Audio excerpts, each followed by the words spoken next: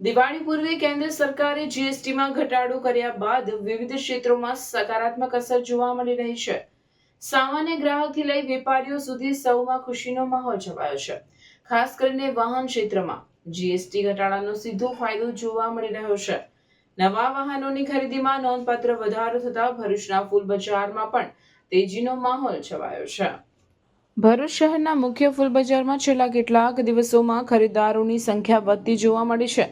નવા વાહનોની પૂજા, ઘર પ્રવેશ, લગ્ન પ્રસંગો તથા અન્ય ધાર્મિક કાર્યક્રમો માટે ફૂલોની માંગ વધતા વેપારીઓને રાહતનો શ્વાસ મળ્યો છે। ફૂલ વેપારીઓ જણાવે છે કે લાંબા સમયથી ફૂલના વેપારમાં મંદી જેવી પરિસ્થિતિ હતી, પરંતુ તહેવારોની સિઝન શરૂ થવા સાથે અને સરકારના જીએસટી ઘટાડાના નિર્ણય બાદ હવે બજારમાં ચેતનતા પાછી આવે છે।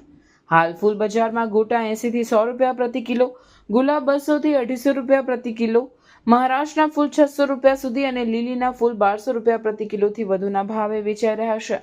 વેપારીઓ કહે છે કે હાલ માંગ વધવાથી ભાવમાં પણ થોડો ઉછાળો જોવા મળી રહ્યો છે, છતાં ગ્રાહકો ઉત્સાહપૂર્વક ખરીદી કરી રહ્યા છે।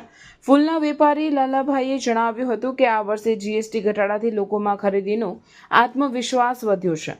નવા વાહનોની પૂજા માટે ફૂલની માંગ ખૂબ વધી ગઈ છે। રોજ સવારે બજારમાં ભીડ જોવા મળે છે। દિવાળી નજીક આવતા ભાવમાં વધુ તેજી રહેવાની શક્યતા છે। તે ઉપરાંત ઘણા ગ્રાહકો શહેર બહારથી પણ ફૂલ લેવા માટે ભરૂચના બજારમાં આવી રહ્યા છે। મહારાષ્ટ્ર અને મધ્યપ્રદેશમાંથી આવતા ફૂલની આવકમાં પણ વધારો થયો છે। પરિવહન ક્ષેત્રમાં પણ આવકમાં વધારો થવાથી સપ્લાય ચેઇન સુચારુ રીતે ચાલતી થઈ છે। હાલ તો તહેવારોની રોનક સાથે ફૂલના રંગ સુગંધથી ભરૂચ શહેરના બજારો ખીલી ઉઠ્યા છે। મારું નામ લાલાભાઈ ફૂલવાલા છે।